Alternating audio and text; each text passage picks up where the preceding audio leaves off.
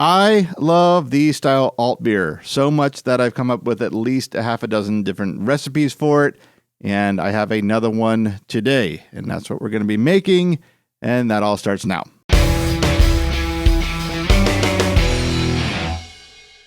Welcome to Big Monster Brewing, the 1 gallon style study edition. I am Matt, and today I am making an Altbier. It is not the first Altbier I've made on this channel, and very likely not the last. But before we get into that, if you haven't already, please consider subscribing, hitting the notification bell, liking, sharing the video, and leave any comments or questions below. I really do love the style Altbier. I love drinking it. I love brewing it, trying to, I don't even know if perfect is the right word, trying to get a new something out of the next recipe.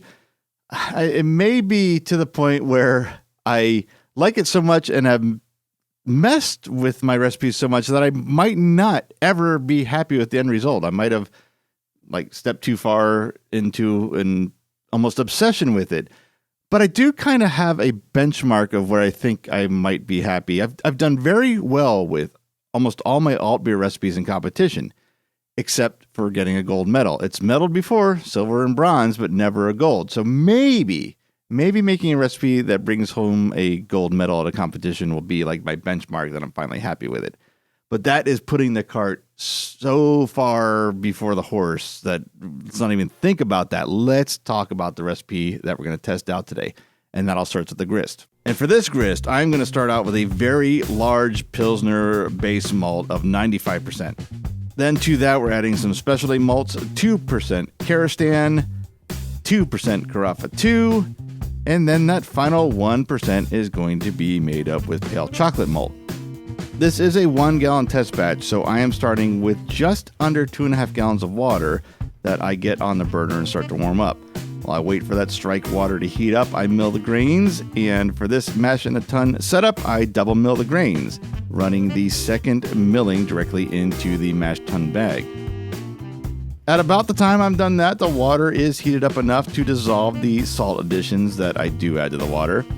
I take a temperature of those grains and plug that number into the BIAB water calculator online, and I see I need to get my strike water up to 157 degrees to hit my mash target of 151. Once the water is up to 157, I start the mash by pouring a few cups down the side of the cooler to warm it up, and then I pour the rest of the water directly in.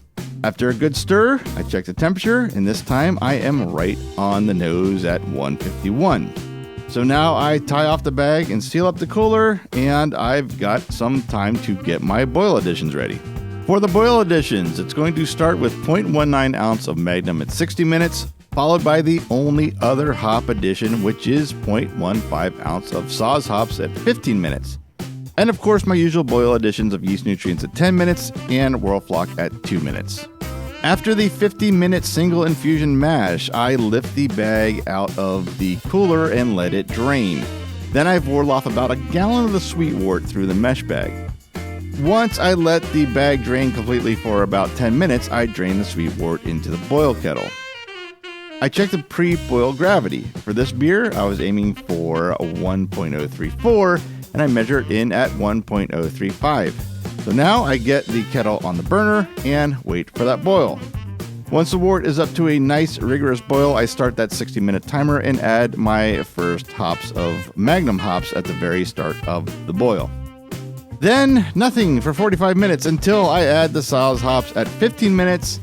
At 10 minutes, I add the yeast nutrients. And finally, I add the Whirlfloc at 2 minutes. After the boil is completed, I put the kettle into an ice bath, chill it down below 90 degrees, and I transfer the wort in a 1 gallon Monster Carboy and put that in a fermentation fridge to get it down to the pitching temperature of 64 degrees. While I wait, I take a starting gravity sample of the leftover wort. I was aiming for a 1.050, and it measures out at 1.050, right on target. When that wort drops to 64 degrees, I pitch a small vitality starter of yeast 1007 German ale yeast that I started a couple nights before. Takes about 7 days for the beer to completely ferment. I rack it into a keg, carbonate it with a Blickman Quick Carb, bottle it for possible competition, as we're going to find out, because now we are at the tasting.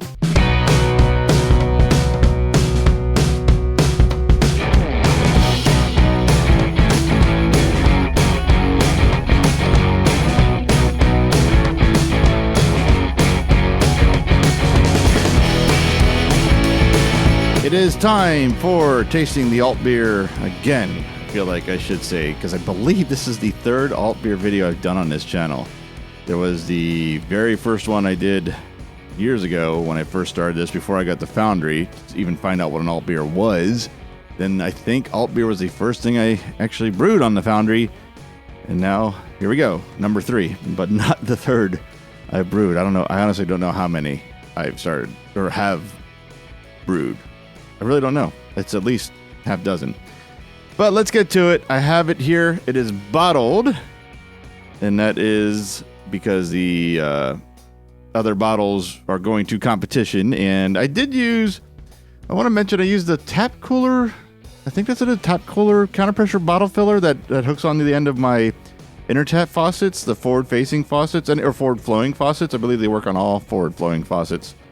And I really, really liked using it as opposed to my old counter pressure filler, which had a lever, a 3-way lever between the oxygen and the liquid. And for the small run of bottles that I did, it was less effort and cleanup than the Blickman beer gun lines. So not really planning to do a video on it, because there are quite a few videos and I don't think I have anything to add, but I just kind of wanted to throw that information along with what everyone else has presented about the tap cooler. I had very good results on it this time around. We'll see how it goes as time moves on.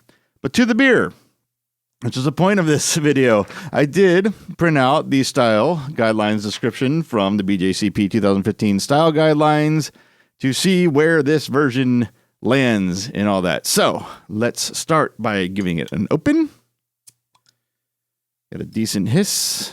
Got my now preferred tasting glass for these videos.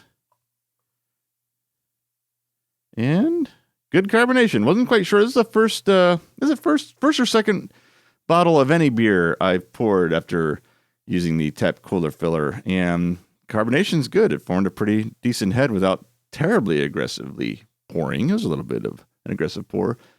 But let's take a look at what we see appearance-wise right at the bat. We're looking for a color range of light amber to deep copper amber. I'd say we're definitely in that range, maybe more towards the darker end of that spectrum. Stopping short of brown, which we're definitely at. As far as clarity goes, it wants brilliant clarity.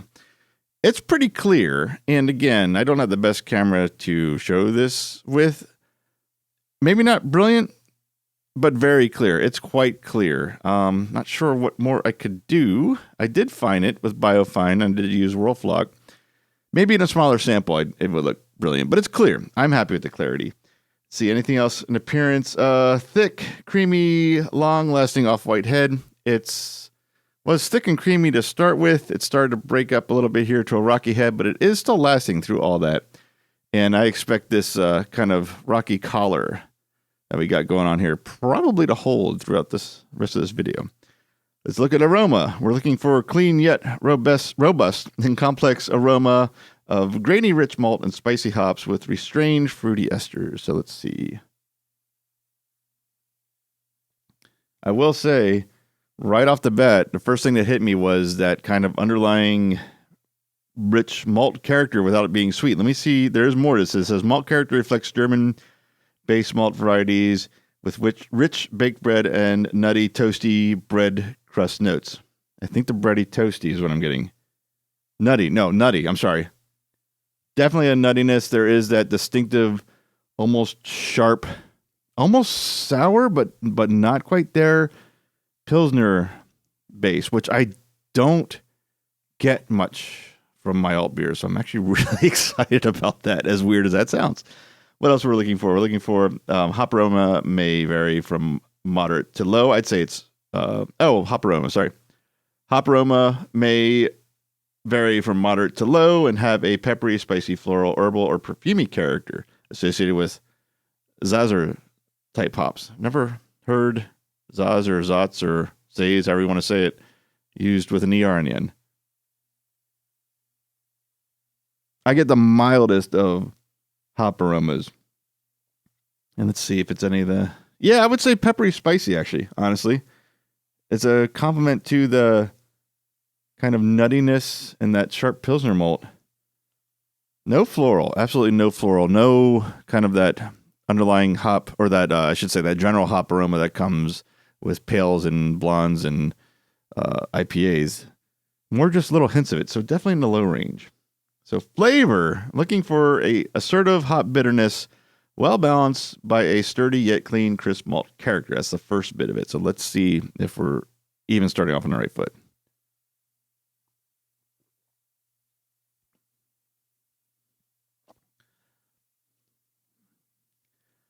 I can't really add anything to that. That is what I'm getting. There's a bitter back to this that's supporting I'm getting more of a bready malt character than I am nutty, but I am getting a little bit of the nutty on the finish the more I talk now.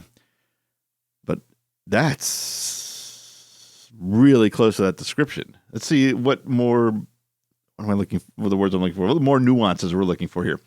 The malt presence is moderated by a medium high to high attenuation, but considerable rich, complex, and somewhat grainy malt flavors remain. So this is definitely not under attenuated at all, which is a huge problem I have with the German ale yeast. This time I did a little bit of, I would consider over pitching as far as the recommendations to make sure I got all those malts or those sugars fermented. And I think I got that dialed in finally. That is the one thing I can say is different about this than my others, for sure, is that it is not under attenuated by any means. So I think I got that highly attenuated bit. Some of the grainy flavors absolutely do remain. I mentioned that before I even got to that. Not getting too terribly complex yet. It might as it warms up. I can kind of tell that there's more to this than I'm getting on the initial flavor in terms of there is some caramel crystal. There's some malt sweetness that wants to come out that's still a little dull. So let's see if that lines up with anything here.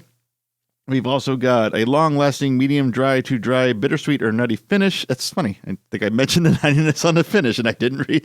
I'm sure I've read these before. Maybe it's in my subconscious. But moving on, reflects both the hop bitterness and complexity. Spicy, peppery, or floral hops can be moderate to low. No roast malt flavors or harshness. The apparent bitterness level is sometimes masked by the malt character. The bitterness can be seen as low as moderate if the finish is not very dry. Light, sulfury, or mineral character is optional. I don't have any of those that I can tell, but if there is any hop character,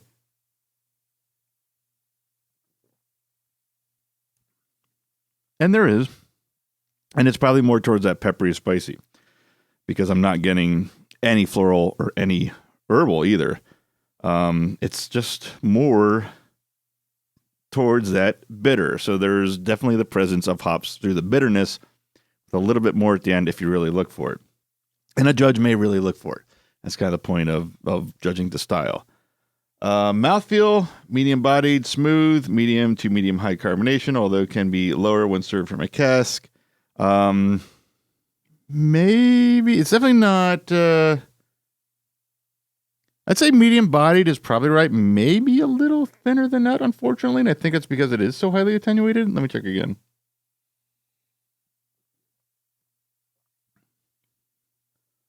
No, I wouldn't call it light. I was thinking maybe it's a little lighter than that. I'd say medium-bodied. It's definitely not full-bodied, and I don't think it's thin, really. I think I'm over-analyzing it now, so I think medium is at least, it's in the world of medium, let's say that. Carbonation, obviously. Yeah, there we go, as you can see. Okay, I'm not doing it from a cask. Astringently low to none, no problem there. Despite being full of flavor, is light-bodied enough to be consumed as a gravity-fed session beer in its home pubs of Dusseldorf. Okay, that I can't evaluate that, but I am going to say there's always been two problems with my alt beers that I've solved, and now I kind of want to tweak it some more because there's a little bit more I want to add to it. But the two biggest problems I've always had with these are under attenuation, which leads to a little bit of a sweetness, a sugary sweetness that amplifies the malts that shouldn't be amplified. The breadiness, the nuttiness I'm getting, and I'm not getting the sweet, but I would just like a dash of sweet to kind of balance this out a little bit, but still keep it bitter and kind of dry. But I'm really happy to finally have the bitterness be in the forefront. And I don't mean like bitter dark chocolate. I'm talking about in terms of style, what expecting from this. The sweetness is finally pushed aside. The bitterness is there, and it's definitely attenuated enough. Even my numbers show that it's attenuated enough for once.